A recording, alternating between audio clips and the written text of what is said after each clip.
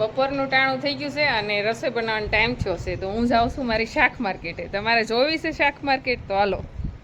તો વાલોળનું શાક ખાવાનું મન શું છે, તો પહેલાં તો હું વાલોળ જ વીણી લઈ લઉં.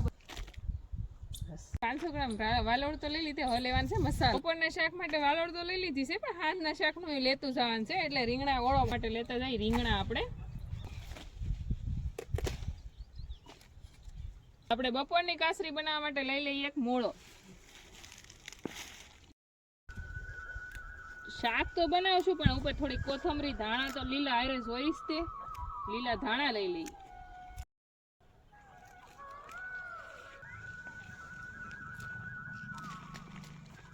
ઓળો કરવા માટે આપણે ડુંગળીની જરૂર પડશે, એટલે લઈ લઈએ આપણી લીલી ડુંગળી.